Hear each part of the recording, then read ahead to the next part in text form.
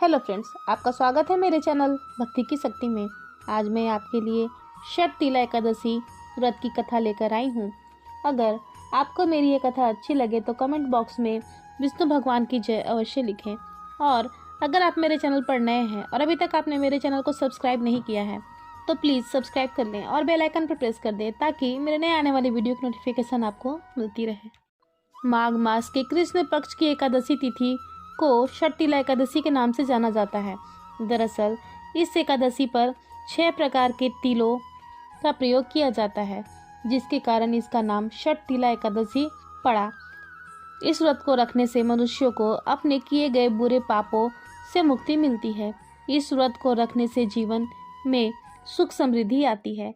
माघ मास के कृष्ण पक्ष की षटतिला एकादशी पर तिल का विशेष महत्व होता है। इस दिन भगवान विष्णु की पूजा करने व तिल के पानी से स्नान आदि का विशेष महत्व माना गया है। जानकारों के अनुसार एकादशी के दिन भगवान विष्णु की विधिवत पूजा करने से व्यक्ति को मोक्ष की प्राप्ति होती है। भगवान श्री हरि की कृपा से व्यक्ति के जीवन में धन धान्य का आगमन होता है। धार्मिक मान्यता है कि षटतिला एकादशी के दिन तिल का दान करने से स्वर्ग की प्राप्ति होती है। ऐसी मान्यता है कि इस दिन जो व्यक्ति जितना दान करता है उसे उतने 1000 वर्ष तक स्वर्ग में स्थान प्राप्त होता है। इस दिन भगवान विष्णु की पूजा का विधान है। षटतिला एकादशी के दिन पूजन में व्रत कथा का पाठ करना चाहिए। पूजन के अंत में भगवान विष्णु की आरती कर पारण के समय तिल का दान करें। ऐसा करने से भगवान की कृपा प्राप्त होती है और सभी मनोकामनाओं की पूर्ति होती है। वैसे तो हर एकादशी तिथि विशेष है और इस दिन भगवान विष्णु की पूजा और व्रत किया जाता है, लेकिन षटतिला एकादशी का महत्व सबसे अधिक माना गया है। इस दिन भगवान विष्णु की पूजा में तिल का भोग लगाना चाहिए। भगवान विष्णु की विधि विधान से पूजा के साथ ही षटतिला एकादशी व्रत की कथा को सुनना भी जरूरी माना गया है, तभी इस व्रत का पूरा फल मिलता है। तो आइए शुरू करते हैं षटतिला एकादशी व्रत की कथा।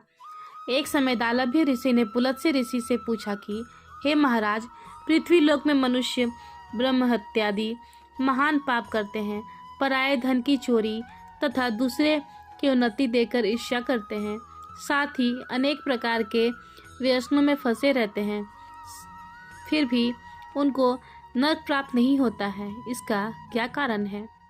वे न जाने कौन सा दान पुण्य करते हैं जिससे उनके पाप नष्ट हो जाते हैं। ये सब कृपा करके आप कहिए। पुलत्स्य मुनि कहने लगे कि हे महाभाग, आपने मुझसे अत्यंत गंभीर प्रश्न पूछा है। इससे संसार के जीवों का अत्यंत भला होगा।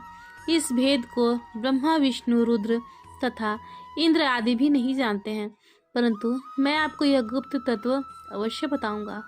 उन्होंने कहा कि माघ मास लगते ही मनुष्य को स्नान आदि करके शुद्ध रहना चाहिए। इंद्रियों को वश में कर काम, क्रोध, लोभ, मोह, अहंकार, ईर्ष्या तथा द्वेष आदि का त्याग कर भगवान का स्मरण करना चाहिए। पुष्य नक्षत्र में गोबर, कपास, तिल मिलाकर उनके कंडे बनाना चाहिए। उन कंडों से 108 बार हवन करना चाहिए।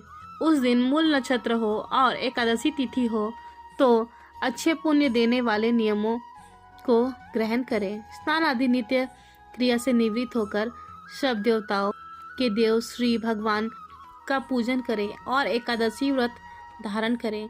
रात्रि को जागरण करना चाहिए। उसके दूसरे दिन धूप, दीप, नैवेद्य आदि से भगवान का पूजन करके खिचड़ी का भोग लगाएं।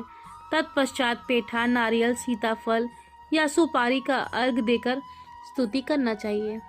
हे भगवान, आप दीनों को शरण देने वाले हैं। इस संसार सागर में फंसे हुए का उद्धार करने वाले हैं। हे पुंडरीकाक्ष, हे विश्वभावन, हे पूर्वज, हे जगतपते, आप लक्ष्मी जी सहित इस तुच्छ अर्घ्य को ग्रहण करें। इसके पश्चात जल से भरा हुआ घड़ा ब्राह्मण को दान करें तथा ब्राह्मण को श्यामा गौ और तिल पात्र देना भी उत्तम है। तिल स्नान और भोजन दोनों ही श्रेष्ठ है। इस प्रकार जो मनुष्य जितने तिलों का दान करता है उतने ही 1000 वर्ष स्वर्ग में वास करता है। दूसरा, तिल का उपटन। तीसरा, तिल का हवन। चौथा, तिल का तर्पण। पांचवा, तिल का भोजन। छठवा, तिलों का दान। ये तिल के 6 प्रकार हैं। इनके प्रयोग के कारण यह षट तिला एकादशी कहलाती है। इस व्रत को करने से अनेक प्रकार के पाप नष्ट हो जाते हैं। इतना कहकर पुलत्स्य ऋषि कहने लगे कि अब मैं तुमसे इस एकादशी की कथा कहता हूँ।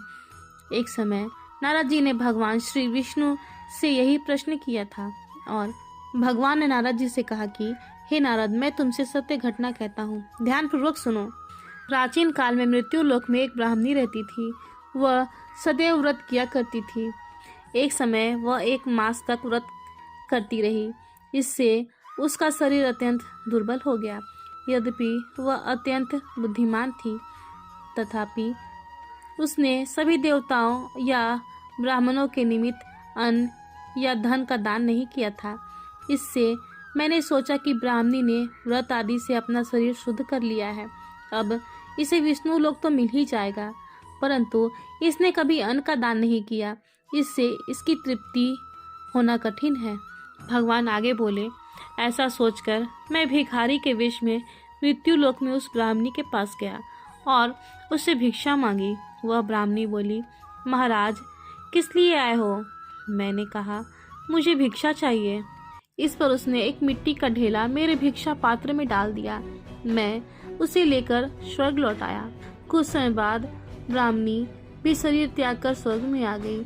उस ब्राह्मणी को मिट्टी का दान करने से स्वर्ग में सुंदर महल मिला, परंतु उसने अपने घर को अनादि सब सामग्रियों से शून्य पाया। घबराकर वह मेरे पास आई और कहने लगी कि भगवान, मैंने अनेक व्रत आदि से आपकी पूजा की, परंतु फिर भी मेरा घर अनादि सब वस्तुओं से शून्य है। इसका क्या कारण है? इस पर मैंने कहा, पहले तुम अपने घर जाओ, देव स्त्रियां आएंगी तुम्हें देखने के लिए। पहले उनसे षट तिला एकादशी का पुण्य और विधि सुन लो, तब द्वार खोलना। मेरे ऐसे वचन सुनकर वह अपने घर गई। तब देव स्त्रियां आईं और द्वार खोलने को कहा तो ब्राह्मणी बोली, आप मुझे देखने आई हैं तो षट तिला एकादशी का महात्म्य मुझसे कहो। उनमें से एक देव स्त्री कहने लगी कि मैं कहती हूँ। जब ब्राह्मणी ने षट तिला एकादशी का महात्म्य सुना तब द्वार खोल दिया। देवांगनाओं ने उसको देखा कि ना तो वह गंधर्वी है और ना ही असुरी, वरन पहले जैसी मनुष्य है। उस ब्राह्मणी ने उनके कथा अनुसार षट तिला एकादशी का व्रत किया। इसके प्रभाव से वह सुंदर और रूपवती हो गई तथा उसका घर अनादि समस्त सामग्रियों से युक्त हो गया। अतः मनुष्यों को मूर्खता त्याग कर षट तिला एकादशी का व्रत और लोभ न करके तिल आदि का दान करना चाहिए। इससे दुर्भाग्य, दरिद्रता तथा अनेक प्रकार के कष्ट दूर होकर मोक्ष की प्राप्ति होती है। षट तिला एकादशी व्रत की विधि। षट तिला एकादशी के दिन सूर्योदय से पहले उठकर सभी कामों से निवृत्त होकर स्नान आदि कर लें। इसके बाद भगवान विष्णु को नमन करते हुए व्रत का संकल्प लें। भगवान विष्णु की पूजा आरंभ करें। जल अर्पित करें, पीले फूल माला, पीला चंदन, अक्षत आदि चढ़ाएं। इसके साथ ही भोग में मिठाई, तिल, उड़द की दाल के साथ बनी खिचड़ी चढ़ाएं। इसके बाद जल अर्पित करें। अब घी का दीपक, धूप जलाकर विधिवत आरती के साथ मंत्र चालीसा और एकादशी की कथा का पाठ करें। अंत में विधिवत आरती करके भूल चूक के लिए क्षमा मांगे। दिन भर व्रत रखने के साथ भजन कीर्तन करें।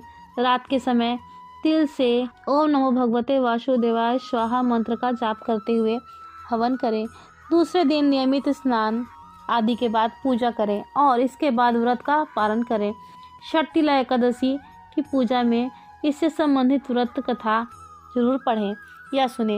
व्रत कथा के पाठ के साथ ही व्रत का पुण्य फल प्राप्त होता है। षट तिला एकादशी और सभी एकादशियों में भगवान विष्णु की पूजा करते समय तुलसी दल या तुलसी का पत्ता जरूर अर्पित करें। मान्यता है कि तुलसी के बिना भगवान विष्णु की पूजा अधूरी मानी जाती है। एकादशी के दिन भगवान विष्णु के साथ ही माता लक्ष्मी की भी पूजा करनी चाहिए। भगवान विष्णु की आरती के बाद जरूरतमंदों को तिल से बने लड्डू, मिठाई, जरूर दान करें। ब्राह्मणों को तिल का भोजन कराएं। रात्रि में जागकर भजन कीर्तन करें। फिर अगले दिन द्वादशी तिथि पर शुभ मुहूर्त में व्रत का पारण करें। पूजा में चढ़ी तिल की मिठाई खाकर ही व्रत खोलें, इससे व्रत पूर्ण माना जाता है। षठ तिला एकादशी व्रत का महत्व। धार्मिक मान्यता के अनुसार षठ तिला एकादशी के दिन तिल के प्रयोग को बहुत ही महत्वपूर्ण माना जाता है। शास्त्रों में बताया जाता है कि इस दिन तिल का प्रयोग करने से सारे रोग, दोष और कष्टों से मुक्ति मिल जाती है। साथ ही षठ तिला एकादशी को पापहरणी एकादशी के नाम से भी जाना जाता है, इसलिए इस एकादशी पर पूजा पाठ करने से पापों का नाश होता है और अक्षय पुण्य की प्राप्ति होती है। साथ ही इस विशेष दिन पर दान पुण्य का विशेष महत्व है। तिल स्नान, तिल का उपटन, तिल का हवन, तिल का तर्पण, तिल का भोजन और तिल का दान, ये तिल के 6 प्रकार हैं। इनके प्रयोग के कारण ही यह षठ तिला एकादशी कहलाती है। जय हो विष्णु भगवान की। फिलहाल इस वीडियो में इतना ही। अगर आपको मेरी ये वीडियो अच्छी लगी हो तो मेरे वीडियो को लाइक करें और ज़्यादा से ज़्यादा शेयर करें और मेरे चैनल को सब्सक्राइब करना न भूलें।